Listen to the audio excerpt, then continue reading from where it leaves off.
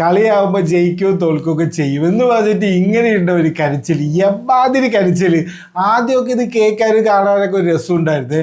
കമ്മിറ്റീൻ്റെ ടീമാണെന്ന് പറഞ്ഞു, ഫിഫ മുഴുവൻ റിഗ്ഡ് ആണെന്ന് പറഞ്ഞു, ഇൻഫാന്റിനോന്റെ മകനാണ് മെസ്സി വരെ ഉള്ള സാധനം ഞാൻ കേട്ടിട്ടുണ്ട്. അങ്ങനെ കുറേ കേട്ടു. അവസാനം പറയുകയാണ് മെസ്സി ഒരു സയനിസ്റ്റാണ്, ഈ മൊത്തം കൺട്രോൾ ചെയ്യുന്നത് ഇതെല്ലാം നെതന്യാഹുവിൻ്റെ കളിയാണ്, സ്ക്രിപ്റ്റ് എഴുതുന്നത് നെതന്യാഹു ആണെന്ന് വരെ ഇപ്പൊ പറയാൻ തുടങ്ങി. എങ്ങോട്ടാണ് ഇത് പോകുന്നത്? ഇവന്മാർക്കൊന്നും ഒരു ബോധവും ഇതൊന്നും ഇല്ലേ? മെസ്സിന്റെ വെയിലിംഗ് വോള് കിസ് ചെയ്യുന്ന ഒരു ഫോട്ടോ ഒക്കെ വെച്ചിട്ടാണ് ഇങ്ങനെ പറയുന്നത്.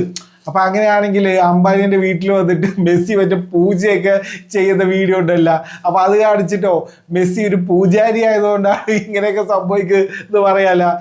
എവിടുത്തെ ലോജിക്കാണ്? ഇപ്പൊ ഇമാതിരി ഒരു തോന്നിവാസമൊക്കെ കാണുമ്പോഴാണ് ഒരു വീഡിയോ ചെയ്യാന്ന് ഞാൻ വിചാരിച്ചത്. നിങ്ങൾ ആലോചിക്കണം, അർജന്റീനയും ഞാനായിട്ട് ഒരു ബന്ധമില്ല.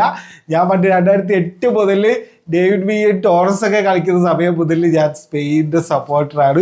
സ്പെയിനാണ് എൻ്റെ ടീം. അർജന്റീനയിൽ ഞാനായിട്ട് ഒരു ബന്ധമില്ല. അങ്ങനെ ആരെങ്കിലും വന്ന് പറയണ്ടെന്ന് പറഞ്ഞിട്ടാണ് ആദ്യം തന്നെ ആ കാര്യം പറയുന്നത്. ആദ്യം ഞാൻ നിങ്ങൾക്ക് വേറൊരു വീഡിയോ കാണിച്ചു തരാം.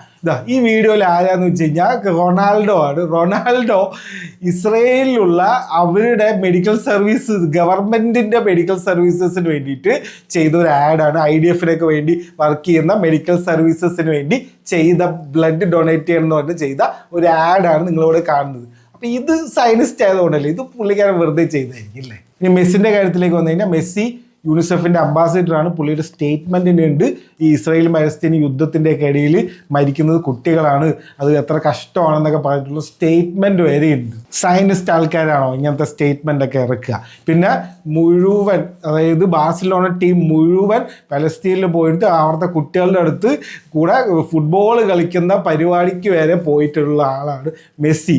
സയനിസ്റ്റ് ആൾക്കാരാണോ അവിടെ പോയി പിള്ളേരോടെ കളിക്കാൻ പോകുന്നത്? ഇനി അതും പോരാഞ്ഞിട്ട് ഇസ്രായേലിൻ്റെ കൂടെ എന്തോ ഫ്രണ്ട്ലി മാച്ച് എന്തോ ഉണ്ടായിരുന്നു ജെറുസലേമിൽ, അത് ക്യാൻസൽ ചെയ്ത ടീമാണ് അർജന്റീന ടീം.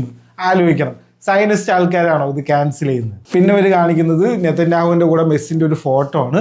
അതേപോലെ ഈ പലസ്തീൻ്റെ പ്രസിഡന്റിൻ്റെ കൂടെയും മെസ്സിൻ്റെ ഫോട്ടോ ഉണ്ട്.